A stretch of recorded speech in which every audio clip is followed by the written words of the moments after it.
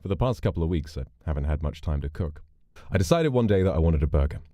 He was knocking like someone was chasing him, but I figured I just didn't hear him on time, and maybe he'd been waiting for a while and he was annoyed. I ran for the door a little too fast, and I slipped, and I fell. Ah, fuck! Jesus Christ! The door was closed, and to him, it sounded like a bomb had gone off. Sir? He's knocking faster now. Are you all right, sir? And I keep insisting, yes, everything's fine, just took a tumble. Are you sure, sir? Yes. I stand up and, dazed with a brand new fucking mark on my forehead, I suddenly, as is my tendency, forget all about my little situation where I'm trying not to get seen, with all the supernatural appendages. I reach for the door, and I twist the key. Oh, fuck. What am I doing? This changes everything. So he hears the click, watches as the door juts open by a couple centimeters. I'm sorry, I'm sick, please. Can you leave my food at the door? The code is redacted. Thank you. Sir, are you okay? Sir, if you need help, you should open the door. I'm fine. But he knew I was lying, and he wouldn't leave. Sir, he said, my name is Mark. I think, hang on. That's not what his name was on the delivery app at all. It said his name was Callum. And then I thought, wait a minute. Is Mark his real name? Why'd he lie and say it was Callum on the app? Is he filling in for his brother? Maybe he lost his driver status under the name Mark because of a serious lapse in judgment or a horrible crime committed, perhaps. But in order to continue supporting his family, doing the only thing he knew how to do, he made a new account with a fake ID called Callum instead. Meanwhile, Mark has been talking for a while, and I realize I haven't been listening because I'm wondering about just how many times this guy has gone through various delivery services and wondering just how many fake names he may actually have. Whatever's going on, sir, I can help you. I wasn't prepared at this point in my day to have a Deliveroo guy ask for knowledge beyond his comprehension, but what I needed was someone who would understand me. And for lack of a better explanation for why I did what I did next, my theory about his double-triple life as Sir Mark, Callum, whoever, made me feel like I could trust him. So I decided to tell him everything. Now, I started slow at first, of course. There's no way he'd believe me if I told him I was a centuries-old demon who was still grappling with the guilt of accidentally murdering an 8-year-old boy I'd felt like a father to, so I decided to approach it in more believable terms. I told him I couldn't be around people, and I was lonely. He asked if he could come in, and I quickly told him I couldn't let myself see anyone. To my surprise, he countered it. I get it. I know how that feels. And I asked, how so? But he started telling a story about the chippy he used to work at. Every day he'd come into work, he would need to walk past the owner's office to collect the keys to his delivery van. He'd hear something new about the state of the restaurant.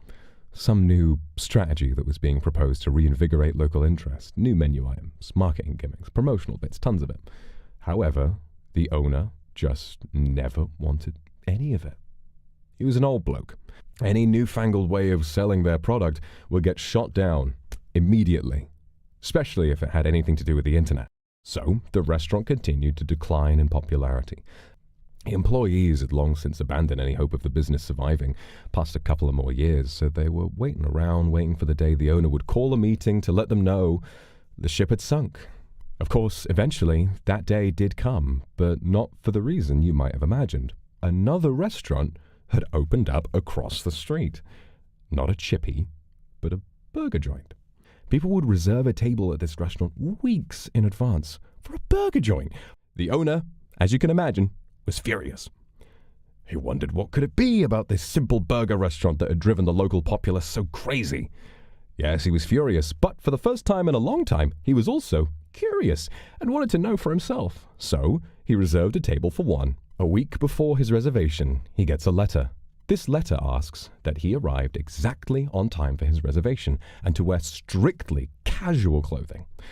The owner had a different white polo shirt and beige trousers for all 7 days of the week, so after a lot of huffing and puffing, he dug through his drawers to find an ordinary white shirt and a pair of jeans. The evening's guests all arrive at the same time and walk into the building to find it empty and dark, were it not for the tables illuminated by faint candlelight. The owner of the chippy, being the self-righteous, proud man that he was, decided to push past the crowd to investigate. Each of them had been assigned a table, and, finding his, looked to find no food, no cutlery, no glassware or crockery, but instead a little plastic cow. "I've heard of the restaurant with the plastic cow. My dad told me about that place ages ago." Unsurprising, sir. The owner reached down in disbelief and, upon touching the cow, as soon as the first moo was sounded, restaurant staff burst from the kitchen, laid the tables neatly, and began taking orders. And that was all the theatrics the restaurant had to offer. But it worked, and its reputation preceded it. The owner tasted the food and said it was all right. Now the owner came back to the chippy, long after closing, as to be expected, and he was furious. How dare they waltz into his neighborhood and steal his valuable customers with such a novel concept? He'd asked Mark for advice, but shot down every suggestion. It was more of a way of validating his own self-assured plan for success, like hearing someone disagree would make him feel like he was more of a hero defending his chippy from the villains who opposed him. But, as you already know, eventually the chippy was forced to close. And Mark, much to my surprise, said he then went to work for the Plastic Cow restaurant. But that place soon shut down too, sir. And I felt heartbroken. Why, Mark? What happened? And as it turned out, the Plastic Cow gimmick only carried the restaurant so far that I destroy everything I touch. My heart sank. Mark wasn't an international man of mystery, and he probably didn't have multiple identities. He just blamed himself for 2 restaurants closing while he worked for them, back to back. I told Mark not to worry. There's no way these things are in a delivery guy's control. It's the men in suits who decide when something goes out of business. And he thanked me, tearfully. And as he did, I could hear a paper bag being opened. "What a story, Mark!" And he said, "Well, sir, after all that has happened, I still deliver, and I am happy." 2 simple-minded blokes stood crying on opposite sides of a big, big door.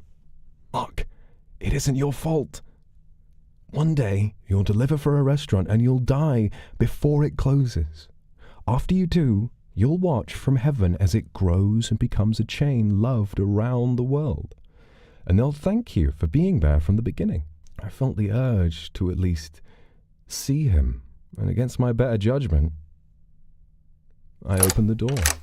He looked up at me, standing shoulder to shoulder with Shaquille O'Neal, equipped with horns wrapped in pool noodles, with wings sticking out of my back, and, as I should have anticipated, he screamed, and he ran away. Sad that the longest face-to-face interaction I'd had in a month lasted a whole 4 seconds. But then I looked down, and I saw that he'd at least taken the courtesy of dropping the bag with my food on the floor. I picked it up, and I went through it looking for my food, noticing that the staples in the top, as I'd heard earlier, had been pulled out. Looking inside, it was a plastic cow. This was it. The fabled plastic cow in the palm of my hand. And I threw it at the wall! The plastic cow shattered into pieces, leaving a dent in the wall in the hallway. This cow was long dead. Plastic no more. What was previously in the belly of the cow, now spilled all over the floor, were tiny little white beads. Taking a look at what remained of the cow's udder, it had little holes. Not only could the plastic cow moo, you could squeeze the udder and milk it too. I stayed and stared at those little pieces for a really, really long time. I think I wanted to see a metaphor for myself in it.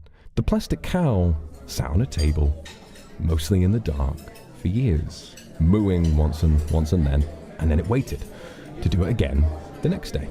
It waited and waited and waited. What the hell? What's this cow doing here? Oh, Jesus. It mooed louder than I was expecting. Holy shit. This is funny. Oh, now we get food too? This is amazing. But the plastic cow had all this milk inside it too, and no one ever knew about that. They were still stuck enjoying the food and thinking about how it could moo. If you were a plastic cow, and you felt your udders hurting, knowing you were going to die if no one milked you, wouldn't you run around begging for someone to come and see? Look, I don't just moo. I can do this too. No one milks a cow to save its life. They're just thirsty.